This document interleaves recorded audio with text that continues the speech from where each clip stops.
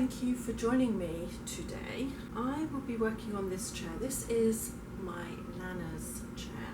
I remember sitting on it when I was a little girl, and at that time it had white leather on it. I inherited it about 33 years ago, and it was actually my first upholstery project that I did at college. I will be removing this and putting on some fabric that my daughter has chosen, and it will be back on for another long trip. So let's get on with it.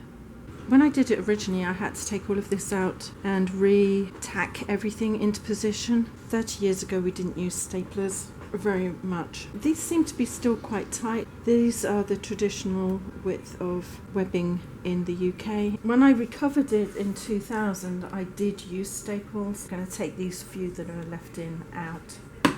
Oh, the dust. Oh my goodness, that is horrible. It's like a cloud. Now, like all good bits of furniture, it has a story to tell. This originally did have foam in, and this was the foam I put in about 30 years ago. And as I touch the foam, it just turns into grains. I will not be replacing the webbing at the back. There's no reason to. It's not really that worn. It's not loose. It's still intact. There's no reason to change this out. I know the top is stained. The kids spilt drinks and stuff in there, and it's just wear and tear anyway. Underneath here is coir fibre, so I don't really want to disturb it. It still looks pretty even over the top. But what I do need to do is repair this arm at the back is a little bit wonky, and one of the corners at the top is. So I'm going to get some glue, pull this out just a little bit more, get the glue in behind it, and then clamp it into place. I'm going to be using this Restore a Finish to see if I can clean up the wood slightly. It's for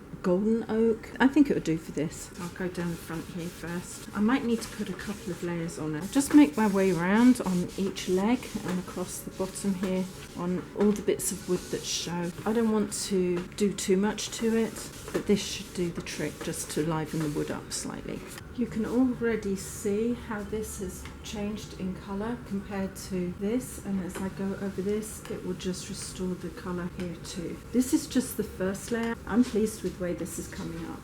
I'll put the second layer on, and then I will wipe it down with a soft cloth to get rid of any extra oils that are on here, because I don't want to put oil on the new cover.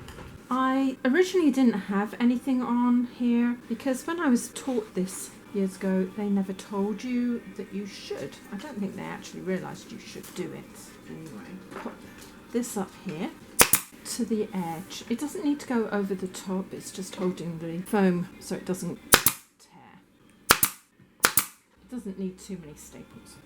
Pop that down there. I think I'll take it around the side. And the same on this side. Under here, I don't actually have to have it too pretty. I'm going to just cut in there, fold that up, and that underneath. Tuck that here on that side, and the same on this side. That comes down, and all I'm going to do is I'm going to bring this around and attach it to the back here. Just like that. Then I'm just going to cut this back a little bit. This is put in separately to this because it's got a rounded back. I've got here 1.5 inch medium density foam, which I am going to squish down into the back there a little bit. I'm going to cut in the arm here, just level with the top and the bottom. There we go. A little piece can go underneath and that can go there. And I'll do the same on the other side so it's nice and even. I'm just going to cut along the inside here like that so that can come round there, and the same on this side like that. And then I can get that going under there. I have so little of this fabric left, and I cut the fabric in half lengthways because the design was tram lined. I've got the selvage that end, and I'll have the other selvage at the front here. Usually you would decide to have something centered. I'm not. I'm going to pull that over so that I have enough fabric for the back of this chair. Push that underneath here and find out how far under and round that goes, and then I'll be able to pull it in at the top. I think this is going to work. It's just a fabric that she fell in love with, so I'm just trying to make a small piece go as far as possible. I've looked at this. I think I like the shaping of the moon on this side. All I need to do is make sure that this is level here. I've crudely cut in like that. It doesn't matter that it's uneven, nobody will ever know. Pulling this over and this will go around there and there, just about manages it. I'm going to take that as my centre and I'm going to pull that down as tight as I can and stick it in so that it holds. And the same with the bottom here. This come down to the bottom of the bar here. I'm going to put this one in here and the same on the other side just to hold it for now. I can always bring the fabric further up as I pull everything in. I'll pull the bottom in just so it's tight. I'll fold those in so that I can see where they line up with the centre of these arms. I'm going to aim in here in a straight line, a little bit below the centre I think, because the centre is here and the arm is curved. I'm going to come in a little bit further along there and then I'm going to go up a little bit and then down like a little V. Push the V behind the arm like that and then turn the fabric up like that and down under there, so all of this should go in behind that arm nice and neat like that. I need to put a piece of fabric here. I'm going to make sure that the fabric runs the same way as the top and I'm going to line it up with the side there. I'm going to put this piece of card there as well. The card is going to be lined up with the front edge of there. Staple at the top here and another one here. Got a piece of wadding which I'm going to pop here. I'm not going to put a big piece on because when this comes around it's going to have its own wadding and I just need to fill it out so it doesn't look flat. I will put that in the centre there. Pull this around, not too tight. Another staple here to hold everything and one at the bottom, and I'll bring this around the back and secure it.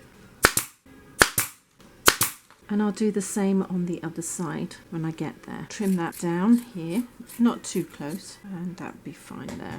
That's enough to pull around. I'm going to fold this piece up under the wadding here and this piece over the wadding there, and I can see that doesn't want to go back, so I have to push that back. Bring this round. I think I'm going to pull the bottom in first to hold it in place, and then I can work out exactly where everything needs to go. Then the top here and make that even across here to start off with. I'll put it all in better in a minute because at the moment this looks a little bit lumpy and I want that a little bit smoother. I'm going to pull this out slightly because I need to cut into this arm here. So that's the inside here of the back and I'm going to cut at an angle. I'll take it quite close and then I can bring that down the back there and this round. I don't want it too close because otherwise it's going to be a problem. That comes down here. I'm going to cut a chunk off the bottom like that. I'm going to cut this out because I don't need that in there. Pop that underneath there like that and bring that around and tight in. Now I don't want all that wadding in there. I'm going to have to remove some of that. So one layer of wadding would be fine, not two, otherwise it gets very bulky. Cut that down there, fold that up again. The base should be level with the bottom there, but I didn't do that, and that's okay. I'm going to just bring it into here. Now I just snipped in a little bit again at the bottom there. Pull this up, that, and right in. I'm going to try to keep the lines going straight at the back here, and that should even the front out a little bit. I can see the way the lines go up and down. I'm just going to try to get that as straight as possible. I like that. I could probably bring it down a little bit. That's how I want it. I'll change the top slightly in a minute and pull that in. I'm going to neaten this up here so it's in line with there. And I'm going to bring that up and into position and secure it. I can do that all the way along the bottom actually. I'm going to bring this up to the top here and secure it in a couple of places. Took a little clip in here, folded it all under, and I pulled this in. If I can keep that straight, then the pattern will go up and down. So I'll trim that up. I am going to line up this pattern here with this one, and I am going to also aim for midway through the arm of the chair. Now the midway point there is here. So I'm going to pull that back like that, push it back slightly, then aim for the middle of the arm up a little bit and down a little bit. Pull out the base here because I want to be able to cut in to the corner here where the back goes. Fold that up. This might also need to be recut, and then I'll shove that under here. I'm going to just gradually pull this in. Need to cut a little bit more on both sides of that until it pulls in really nicely and tightly. The top of the fabric folds over the wadding, comes right in here and straight with the bottom of the arm. Pull that so that the lines of the fabric are straight as I work my way down towards the bottom here. Fold this around the wadding there and bring this into place here. And this is why you really need to make sure that your cuts are right in to the center of the arm, otherwise it won't work. And again, I'll put this here and then pull this round and keep the line of the weave as straight as I can as I work up towards the top here. I'm pulling this up at the front and across the top at the back. By pulling either side in, it has straightened the front out. It was a little bit squiffy. And I'll staple it here. Now I'm going to bring this one in, make sure that it looks even as I pull it over the top, because there's a little bit of shaping there. I'll do the same here so it doesn't pinch. It looks nice and even as I come over the top. There's a little bit of ridging, which I like. And I'll do the same on this side. I'm going to put one here to hold it. And the same on this side, just one about there to hold it. I'm going to cut some of this out because I don't need all of that in there. That will smush down, so I'm not going to worry about that. I'm going to pull this into position first. I don't have very much fabric, so I'm really kind of struggling here. If I bring this line in, it's going to come here. I need to keep that, but I don't necessarily need to keep this. So I'm going to take that out and square it off. That's going to come in here. I'm going to take that over like that. And it has a little pleat here. This should be able to push that down underneath and bring that over, and then it'll be a crisper line. I think I need to take some of this out. It's bulking too much. This one has to come over the top as well and make another pleat. Then hopefully push that wadding down there and pull this back. What I need to do is make sure that this line here of the fabric is straight, or as straight as I can. I'm going to pull the fabric this way to take some of the extra out, and also because this goes down, so when I do that it pulls that back even more. So I'm going to take these out, pull those really hard back. Maybe not, maybe I'm okay. I'm going to put another one there. Cut some of this out, I think, because that won't go all the way back. Don't go along the line there. If you go along the line there, when you come to put it back in, it doesn't work. So just pull it back slightly. So whatever you put in here will miss that. Pull that in. But I'm going to release it slightly so it doesn't pinch too much.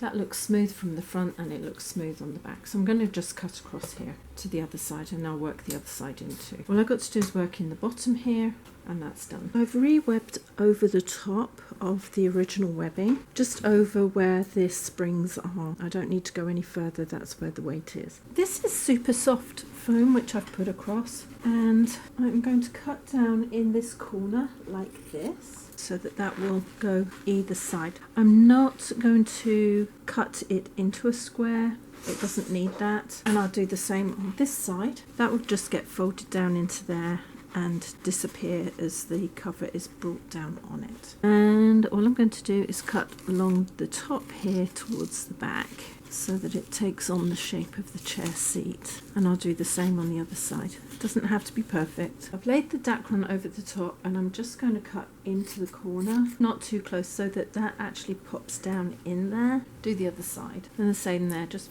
fold it down.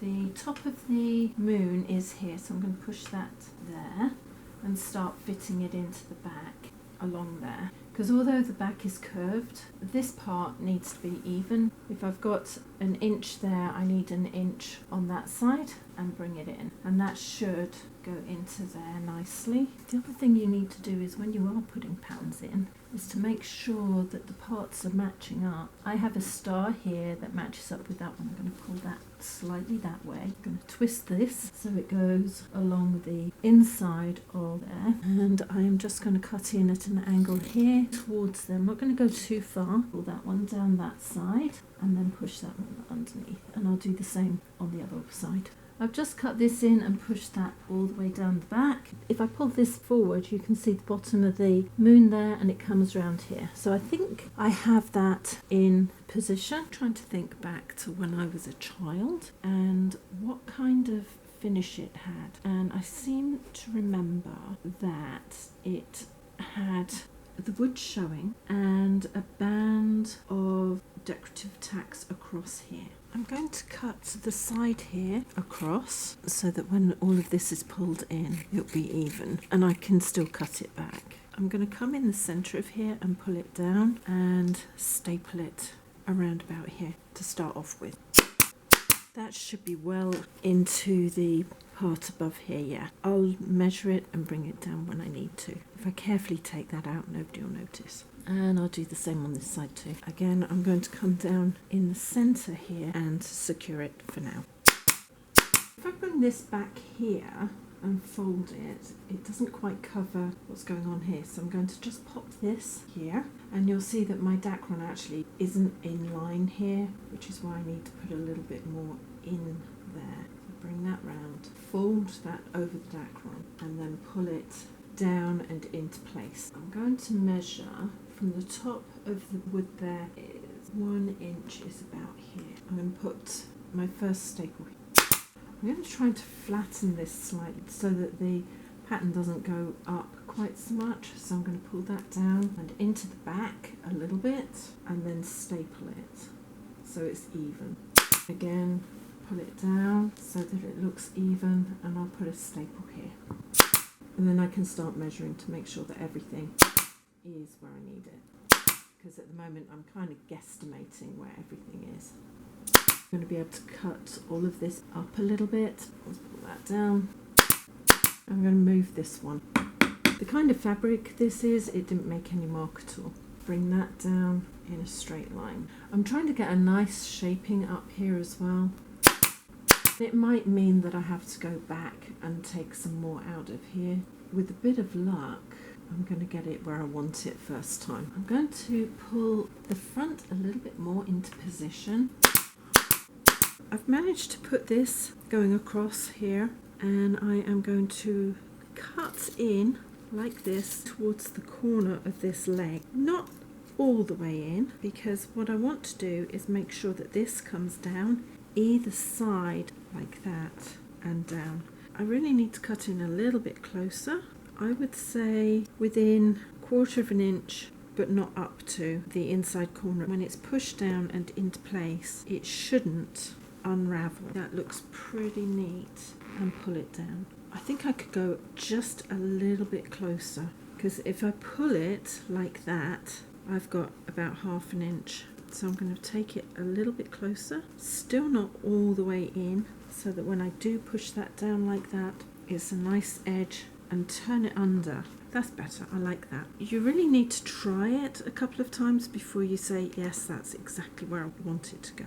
There's no rippling here, so I think I've got it in exactly where I want it. I'm going to do the front first, and then I'll do the side into the corner here, and then I'll be able to see if I need to take this out and take it back. But I think I've got it where I want it. Before I take any of this out, I'm going to trim this up a little bit. It's only a narrow arm, so I'm actually going to go towards the outside edge like that, so I have enough fabric to fold underneath. The other thing I need to do is make sure that all of this is going this way. It will get crunched down and it might show. The way the fabric is woven is coming down in a straight line, and I'm going around the dacron there to plump it up a little bit. It's going to take me a little minute to get all of that where I need it, and I'm going to staple it here into place. I'm just going to hold on to the top layer of fabric, not the dacron. I'm not pulling the dacron down, and stapling across. I think that'll be fine, and I can cut. So long as I have a nice even edge to here, and I can raise it if I want to. Just as I did on the other side of the front, I've got this going like this, and I'm going to cut into that corner. I've cut in a little bit more on this side because I don't want to ruin too much fabric on the side. Just going to cut it up here. Everything is mirrored. Pull that down, make sure the lines of this are going up and down and not in a funny angle, then pull it in and secure. But it's not going to be coming in very far. And if I do, I've got to take it in at the top here. Just nip it in slightly, and that will give me the leeway that I need. Pull that in, pull this one in here. Perfect, I like that. And then I'll staple from here across to the center. Just pulling the top fabric down into place. On this side, and cut this back here towards the outside edge in a straight line up, which should give me just enough fabric to fold behind here. Make sure all of this is behind here so it's not visible to the front. Push that in there, and I'll staple along here, pulling this down from the top as I go in towards the center, and hopefully this will be nice and even. A couple of the staples are a little bit higher, but I can come in and straighten all those out. So I think some of those can come down. The other thing is I just pulled the fabric down this way.